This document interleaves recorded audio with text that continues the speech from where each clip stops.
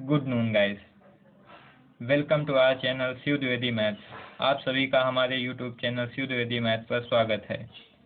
जैसा कि आप लोगों को पता ही है कि कल करंट अफेयर्स की पहली क्लास हो चुकी है और उसी क्रम को आगे बढ़ाते हुए आज करंट अफेयर्स की दूसरी क्लास होने वाली है। तो चलिए आइए देखते हैं आज का पहला क्वेश्चन। तो आज का पहला क्वेश्चन है, किस राज्य सरकार ने देश की बिगेस्ट फिल्म सिटी नोएडा में स्थापित करने की घोषणा की? Which state government announced the establishment of country's biggest film city in Noida? तो इसका आंसर है दोस्तों उत्तर प्रदेश। हाल ही में हम लोग देख रहे हैं कि जो इस समय की करंट फिल्म सिटी है मुंबई, तो वहाँ पे बहुत बवाल हुआ है काफ़ी चीज़ों को लेकर, फिल्म माफियाओं को लेकर, ड्रग्स के कनेक्शन को लेकर। इसी को देखते हुए उत्तर प्रदेश सरकार के मुख्यमंत्री श्री योगी आदित्यनाथ जी ने एक महत्वपूर्ण फैसला लेते हुए उत्तर प्रदेश में नोएडा में बिगेस्ट फिल्म सिटी बनाने की घोषणा की है। इसकी ज़रूरत भी देश को काफ़ी दिनों से समझ में आ रही थी, क्योंकि लोगों ने इस इंटरटेनमेंट को, इस फिल्म सिटी को, मुंबई को एक धंधा बना रखा था। एक वहाँ पे सारा फिल्म माफियाओं को कब्जा हो रखा था, अंडरवर्ल्ड्स का कब्जा हो रखा था। तो इसको देखते हुए ये देश के लिए एक बहुत ही अच्छा मूवमेंट साबित होने वाला है। तो इसका आंसर हो गया दोस्तों उत्तर प्रदेश। चलिए आइए चलते हैं आज के अगले क्वेश्चन की ओर। आज का अगला क्वेश्चन है, भारत सरकार ने डिप्टी नेशनल सिक्योरिटी एडवाइजर के रूप में किसका कार्यकाल बढ़ाया? Government of India extended whose tenure as deputy national security adviser? तो इसका उत्तर है दोस्तों पंकज सारन। आइए इस क्वेश्चन के बारे में थोड़ा डिटेल से समझते हैं। डिप्टी नेशनल सिक्योरिटी एडवाइजर, आप लोगों ने वैसे सुना होगा एनएसए नेशनल सिक्योरिटी एडवाइजर। तो इस समय जैसे आप लोग ने नाम सुनते होंगे अजीत डोभाल, इस तरह से वो इस समय भारत के एनएसए हैं। इसी तरह से एनएसए की गैर मौजूदगी में डिप्टी एनएसए काम करता है। तो उसके रूप में पंकज सारन जी थे और उनके कार्यकाल को 1 साल के लिए बढ़ा दिया गया है। तो आइए थोड़ा सा पंकज सारन जी के बारे में भी थोड़ा डिटेल में जानते हैं। ये जो सारन जी हैं, ये 1982 में के बैच में आईएफएस हुए थे। आईएफएस का मतलब होता है इंडियन फॉरेन सर्विसेज। तो उसमें हुए थे और वो 2015 से 2018 तक रूस में भारत के राजदूत के तौर पर कार्यरत थे और 2018 में उन्हें भारत सरकार के द्वारा डिप्टी एनएसए नियुक्त किया गया था और उनके कार्यकाल को फिलहाल 1 वर्ष के लिए बढ़ा दिया गया है। तो दोस्तों इसका आंसर हो गया पंकज सारन। आइए चलते हैं आज के अगले क्वेश्चन की ओर। अगला क्वेश्चन है, अंतर्राष्ट्रीय समान वेतन दिवस 2020 का विषय क्या रखा गया? What was the theme of international equal pay day? तो इसमें इस क्वेश्चन के बारे में हम लोगों ने थोड़ा पहली क्लास में डिटेल से चर्चा की थी कि अंतर्राष्ट्रीय समान वेतन दिवस होता क्या है और इसकी थीम को क्या रखा गया है, ये पूछा गया है। तो इसकी जो थीम थी, इसका जो विषय था वो थी building back a better future of work by ensuring पे इक्विटी।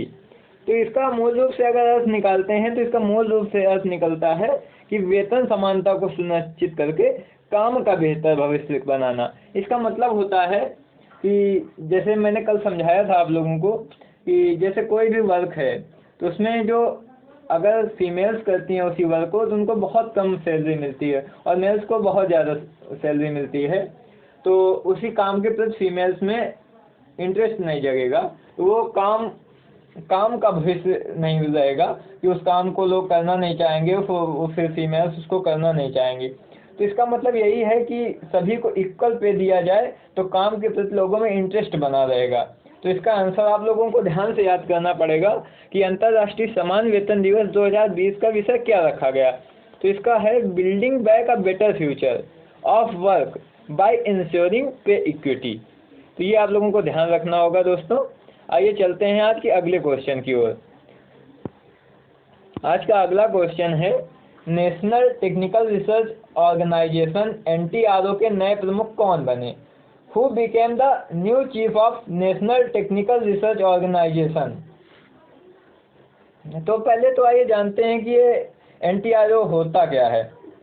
NTRO ये होता है कि जिस तरह से आप लोगों ने सुना होगा RA and IB intelligence bureau, इसी तरह से ये अंतरिक्ष की खुफिया एजेंसी है। ये आकाश से जिसको बोल सकते हैं कि दुश्मनों पे एक आंख लगा के रखती है, तो ये अंतरिक्ष की खुफिया एजेंसी है। तो इसके चीफ अनिल धस्माना जी बनाए गए हैं। ये जो अनिल धस्माना जी हैं, ये अभी तक RA के चीफ थे और अब फिलहाल इनको इसका चीफ बना दिया गया है, NTRO का चीफ। और ये उपग्रहों के द्वारा, तकनीकी खुफिया विभाग के द्वारा ये सभी चीज़ों पे नज़र रखती है ये NTRO। तो इसका आंसर आप लोगों को पता चल गया कि NTRO के नए चीफ अनिल धस्माना जी हैं और ये अभी तक RA के चीफ थे। तो आइए चलते हैं आज के अगले क्वेश्चन की ओर। और आप लोगों का अगला क्वेश्चन है, किस प्रसिद्ध व्यक्ति के नाम पर ए प्रॉमिस्ड लैंड पुस्तक लिखी गई? In the name of which celebrity was the book A Promised Land written?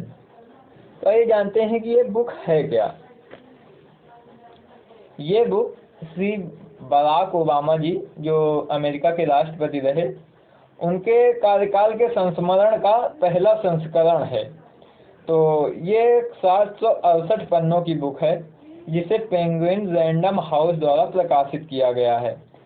और जो ये 17 नवंबर को रिलीज होगी। इसको अभी बता दिया गया है कि अभी ये प्रकाशित की जाएगी। डेट इसकी आ गई है कि ये 17 नवंबर 2020 को 25 भाषाओं में 25 लैंग्वेजेस में प्रकाशित की जाएगी। तो ये क्वेश्चन आपके लिए बहुत ही इम्पोर्टेंट होने वाला है, काफ़ी परीक्षाओं में पूछा जा सकता है कि ए प्रॉमिस्ड लैंड पुस्तक किस प्रकाशित की गई। तो उसका आंसर है बराक ओबामा। तो और ये भी पूछा जा सकता है कि कितनी भाषाओं में प्रकाशित की गई। तो आप लोगों को मैंने बता ही दिया कि 25 भाषाओं में प्रकाशित की जाएगी और 768 पन्नों की ये बुक है। तो आइए चलते हैं आज के अगले क्वेश्चन की ओर।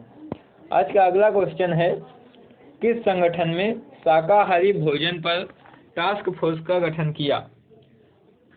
तो इसका आंसर है FSSAI। आइए जानते हैं ये FSSAI की होता क्या है, इसका फुल फॉर्म क्या होता है। इसका फुल फॉर्म होता है food safety and standards authority of India. आइए मैं आप लोगों को लिख के बता देता हूँ, जिससे आप लोगों को दिक्कत नहीं होगी।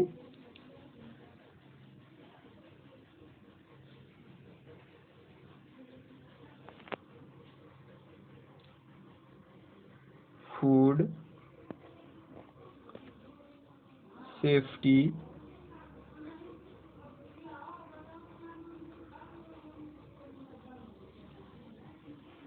And standards. थोड़ा सा ये स्क्रीन की कमी की वजह से दिक्कत हो रही है। तो आप लोग आगे अगर देखना चाहते हैं, लिखना चाहते हैं तो आगे लिख सकते हैं food safety and standards authority of India. Food safety and standards authority of India. ये आपका फुल फॉर्म भी पूछा जा सकता है काफ़ी जगह पे, इसको आप लोगों को याद कर लेना चाहिए। तो इसका गठन 2006 में हुआ था। खाद्य सुरक्षा एवं मानक अधिनियम 2006 के तहत इसका गठन हुआ था और इसी संगठन ने शाकाहारी भोजन पर टास्क फोर्स का गठन किया है। तो क्या होगा, किस संगठन ने शाकाहारी भोजन पर टास्क फोर्स का गठन किया? तो इसका आंसर हो गया दोस्तों FSSAI। तो आइए चलते हैं आज के अगले क्वेश्चन की ओर। आज का अगला क्वेश्चन है, भारत सरकार ने किस सब्जियों की सभी किस्मों के निर्यात पर प्रतिबंध लगाया है? Government of India has banned export of all varieties of vegetables. तो इसका उत्तर है दोस्तों प्याज के निर्यात पर इस वजह से रोक लगाई गई है क्योंकि थोड़े दिन पहले, कुछ दिनों पहले तक आप लोगों ने सुना होगा कि प्याज की कीमतें बहुत ज़्यादा बढ़ गई थी, जिसको देखते हुए भारत की सरकार ने एक महत्वपूर्ण निर्णय लेते हुए इसके निर्यात पर रोक लगा दी थी। तो और फिलहाल बीच में उसको रोक को हटा दी गई थी, लेकिन फिर से प्याज की कीमतें बढ़ने लगीं।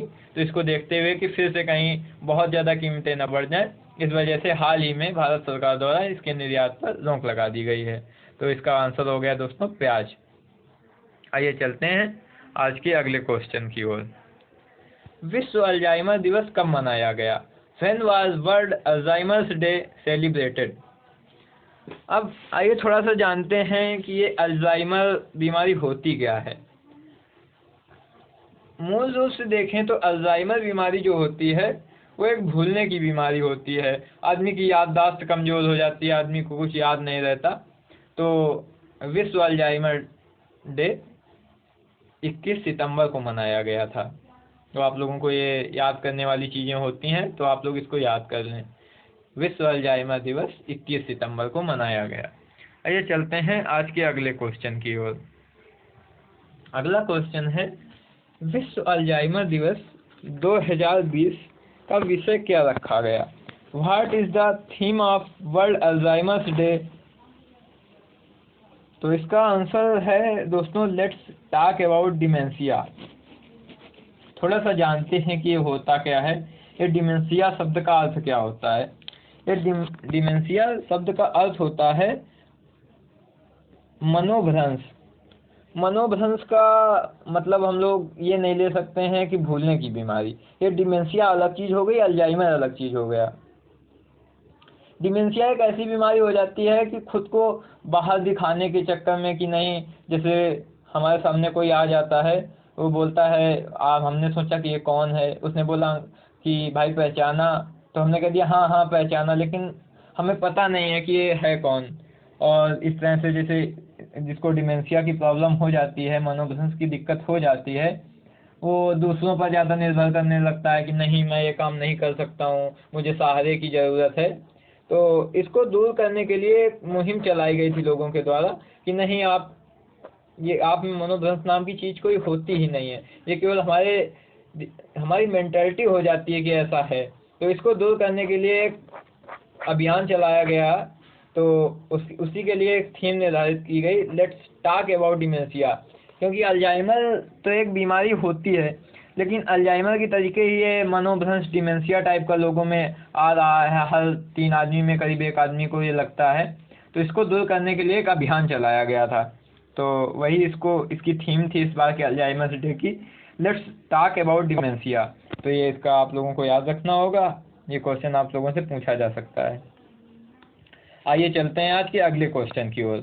आज का अगला क्वेश्चन है, भारतीय रेलवे में स्वच्छता पखवाड़ा दिवस कब मनाया गया?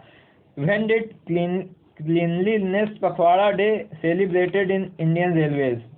तो ये मनाया जाता है 16 से 30 सितंबर के बीच में। और इसी 16 से 30 सितंबर के बाद एक सर्वे किया जाता है कि भारत में कौन सा रेलवे स्टेशन सबसे स्वच्छ है। तो आप लोगों ने देखा होगा इंदौर ने इस बार सबसे स्वच्छ रेलवे स्टेशन में बाजी मारी। तो इसका आंसर क्या हो गया? भारतीय रेलवे में स्वच्छता पखवाड़ा दिवस 16 से 30 सितंबर के बीच में मनाया जाता है। आइए चलते हैं आज के अगले क्वेश्चन की ओर। सबरीनाथ का निधन हुआ, वह एक प्रसिद्ध क्या थे? Sabarinath has died, what was he famous? तो इसका उत्तर है दोस्तों टीवी अभिनेता। सबरीनाथ जो थे वो एक मलयालम एक्टर थे और उनकी एज 43 साल थी करीब। और वो बैडमिंटन खेलते हुए उनको दिल का दौरा पड़ा और हॉस्पिटल में भर्ती किया गया और उनकी मृत्यु हो गई। तो ये आपका आंसर पूछा जा सकता है करंट अफेयर्स में कि सबरीनाथ क्या थे। वो एक मलयालम एक्टर थे, टीवी अभिनेता थे और बैडमिंटन खेलते हुए उनको कार्डियक अरेस्ट होने से उनकी डेथ हो गई। आइए चलते हैं आज के अगले क्वेश्चन की ओर। किस देश ने बलात्कार की वजह से राष्ट्रीय आपातकाल घोषित किया है? Which country has declared national emergency because of rape? तो आइए जानते हैं थोड़ा सा इस क्वेश्चन के बारे में। तो इसका आंसर तो वैसे लाइबेरिया है। तो वहाँ पे है क्या कि इस समय जून 2020 से अगस्त 2020 के बीच में 600 रेप के मामले आए हैं। तो इसको देखते हुए, जनसंख्या की दृष्टि से कम लोग हैं, उसको देखते हुए बहुत बड़ा आंकड़ा है। तो वहाँ की राष्ट्रपति जॉर्ज वाई नाम ध्यान से आप लोग सुन लें, जॉर्ज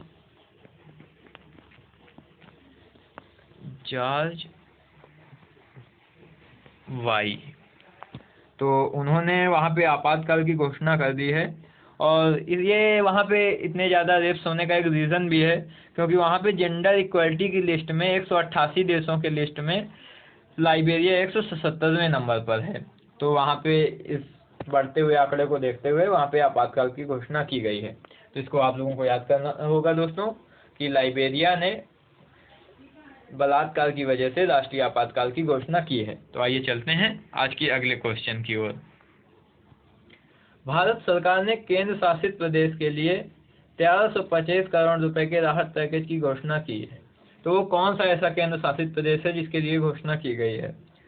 तो ये घोषणा की गई है जम्मू कश्मीर के लिए। जम्मू कश्मीर अभी तक एक राज्य था जिसको यूनियन टेरिटरी बनाया गया है, और अभी तक वहाँ पे ये राहत पैकेजेस एंड डेवलपमेंट सब रुके हुए थे जो आर्टिकल 370 की वजह से। तो अभी वहाँ के एलजी उपराज्यपाल लेफ्टिनेंट गवर्नर मनोज सिन्हा जी ने 1350 करोड़ रुपए के राहत पैकेज का ऐलान किया है, जिसके तहत वहाँ के लोगों को, वहाँ के आम नागरिकों को, वहाँ के जो निवासी हैं जिनको आर्थिक समस्याओं से जूझ रहे हैं उनके लिए खासकर किया गया है। आत्मनिर्भर भारत के तहत वहाँ पे अनेक योजनाओं को लॉन्च किया जाएगा, और सभी जितने भी वहाँ पे व्यापारी हैं, छोटे बड़े व्यापारी, सभी व्यापारियों को 5% की बहुत ही कम इंटरेस्ट रेट पे लोन दिया जाएगा, और 1 साल तक वहाँ पे बिजली और पानी पर 50% की छूट दी जाएगी। तो ये जम्मू कश्मीर के विकास के लिए बहुत ही सराहनीय कदम उठाया गया है। तो इसका आंसर हो गया है दोस्तों जम्मू कश्मीर। आइए चलते हैं आज के अगले क्वेश्चन की ओर। भारत सरकार ने किस नाम से कोस्टल एरिया के लिए स्वयं का इको लेवल लॉन्च हुआ? In what name the government of India launched its own eco level for coastal area? तो इसका उत्तर लिखा हुआ है दोस्तों बीम्स। अब आप लोगों को ऐसे लग रहा होगा कि ये बीम्स है क्या, तो इसका फुल फॉर्म आइए जानते हैं। इसका फुल फॉर्म है दोस्तों, आप लोगों को ध्यान से सुनना होगा, ये याद करने वाली चीज़ें हैं, ये अक्सर पूछी भी जा सकती हैं। तो आप लोगों को ध्यान से देखना होगा कि इसका जो फुल फॉर्म होता है वो होता है beach environment and aesthetics management services. आप लोग इसको लिख सकते हैं, मैं एक बार फिर से बोले दे रहा हूँ, beach environment and aesthetics management services. इसका अर्थ हुआ समुद्र तट पर्यावरण और सौंदर्य प्रबंधन। मतलब इसका उद्देश्य है समुद्र तट में ज़्यादा से ज़्यादा सफाई, सौंदर्यीकरण और पेड़ पौधों को लगाना। इस तरह से वहाँ पे एक तरह से मान लेते हैं कि सौंदर्यीकरण ही हुआ, जो समुद्र तट होते हैं, बीचेस होते हैं। तो इसका ये बीम्स है, इसको शॉर्ट फॉर्म में बीम्स बोल देते हैं, लेकिन इसका फुल फॉर्म होता है beach environment and aesthetics management services. तो इसको आप लोगों को याद करना होगा। और आइए चलते हैं आज के अगले क्वेश्चन की ओर। आज का अगला क्वेश्चन है अंतर्राष्ट्रीय तटीय सफाई दिवस कब मनाया गया? When was the International Coastal Cleanup Day celebrated? तो इसका उत्तर है दोस्तों 19 सितंबर। 19 सितंबर को ये मनाया गया था। इसका अभी मैंने इसके पहले वाला क्वेश्चन भी इसी तरह का था, वो भारत के लिए था, ये अंतर्राष्ट्रीय तटीय सफाई के लिए है। मतलब इंटरनेशनल लेवल पे ये कदम उठाए जा रहे हैं कि ये जितने भी बीचेस हैं उनको साफ़ किया जाए। तो इस तरह से ये 19 सितंबर को पूरे विश्व में तटीय सफाई दिवस मनाया गया। आइए चलते हैं आज के अगले क्वेश्चन की ओर। आज का अगला क्वेश्चन है अंतर्राष्ट्रीय तटीय सफाई दिवस 2020 की थीम क्या रखी गई? What was the theme of international coastal cleanup day? तो इसका आंसर है दोस्तों achieving a trash free coastline. Achieving a trash free coastline. तो इसका अर्थ क्या होता है आइए समझते हैं। ट्रैश फ्री कोस्ट लाइन का अर्थ है दोस्तों कि इसमें आप लोगों को ऐसे कि जैसे सभी क्वेश्चन अभी ये जो कोस्टल के लिए आए या तटरेखा के लिए आए, तटीय क्षेत्रों के लिए आए, सभी में साफ सफाई एक मेन उद्देश्य है। इसी तरह से ये जो अंतर्राष्ट्रीय तटीय सफाई दिवस मनाया गया, उसमें भी उसी तरह की थीम रखी गई कि achieving a stress free coastline, मतलब कचरा मुक्त तटरेखा। इसका अर्थ अगर सीधे सीधे हम लोग निकालते हैं तो मतलब जो जितने भी तटीय क्षेत्र हैं उनको कचरा मुक्त किया जाए, उनको सौंदर्यीकृत किया जाए, यही इसकी थीम रही। तो इसको आप लोगों को याद करना होगा कि achieving a stress free coastline, ये अंतर्राष्ट्रीय तटीय सफाई दिवस 2020 की थीम रही। तो आइए चलते हैं आज के अगले क्वेश्चन की ओर। आज आप लोग अगला क्वेश्चन है, किस राज्य सरकार ने राज्य शिक्षक पुरस्कार नीति 2020 को मंजूरी दी? तो इसका उत्तर है दोस्तों हरियाणा। हरियाणा ने अपने राज्य में शिक्षा सुधार के लिए, शिक्षकों को प्रोत्साहित करने के लिए, शिक्षकों में एक भावना भरने के लिए कि वो मेहनत करें, जितना मेहनत करेंगे उनको पुरस्कार होगा, उनको प्राइज दिया जाएगा, अवार्ड दिया जाएगा। तो उन्होंने हरियाणा में की राज्य कैबिनेट ने एक प्रस्ताव रखा है।